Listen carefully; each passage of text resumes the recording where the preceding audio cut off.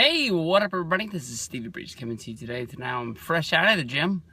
Earlier I was going into the gym, but I was listening to Wrestling Observer today, and I was listening to the podcast, them talking about SmackDown.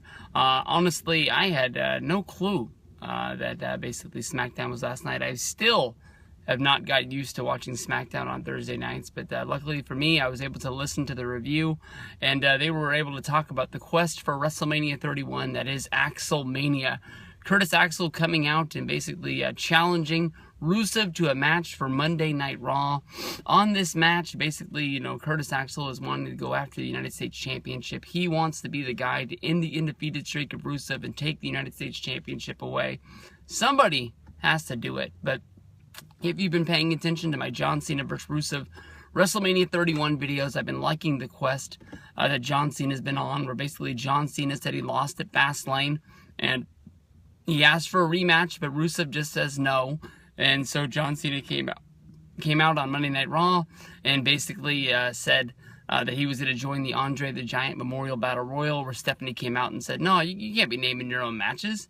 And so she put a match between John Cena and Axel out there, and basically Cena won, where now he got to ask for a rematch from Rusev, and Rusev just came out and said no again. I honestly can never remember a build like this. I've been saying that basically John Cena was going to have to find a way to push Rusev to the edge to basically make it where Rusev will accept John Cena's challenge, and John Cena can have his match and his chance at redemption, for losing to Rusev at Fastlane. Definitely, I think that it would be really weird if Rusev lost his undefeated streak to Curtis Axel. But definitely, you can see the wheels spinning in my head right now of John Cena coming down during the Monday Night Raw match, Curtis Axel going up against Rusev, and basically causing, basically the Hurricane beating The Rock when Stone Cold Steve Austin came down there and caused that little bit of interference,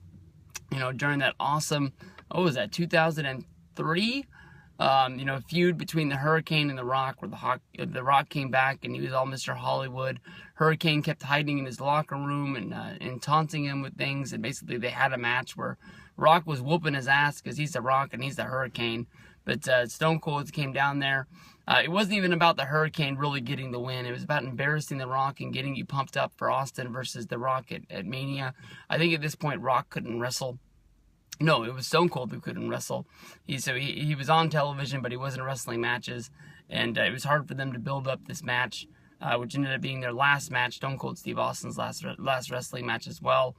But could you see that? I mean, really, Rusev has been going on this tear through WWE. He came in, he had the matches against Kofi Kingston, Xavier Woods, R-Truth, Biggie Langston, Jack Swagger. It looked like he was going to have the feud going up against Ryback, which never happened. He joined the Authority. And then here we are. He's about to have this big match with John Cena at WrestleMania. And Curtis Axel is going to swoop in on Monday Night Raw and end the undefeated streak, become the United States champion. So that way, when you go in, Rusev will be so pissed that he accepts the challenge from John Cena, because he'll be so hot and he'll be so mad that basically now we have John Cena versus Rusev for just a regular match, where now they can have John Cena beat Rusev, and he won't have the United States Championship to carry around, because they don't want to put that on Cena, because it's a lesser belt than where he is in the main event. Vince always said that no matter where John is wrestling on the card, that will always be the main event, because John Cena is John Cena, and he is the man that basically put WWE in the position that they're in right now. I know when I was talking about Roman Reigns losing on Raw on Raw before WrestleMania, when he lost to Seth Rollins last week, I sort of said that was a lot like when John Cena before WrestleMania 21 lost the United States Championship to Orlando Jordan. Well, this is the same damn thing. It just happened a little bit later. That's pretty funny.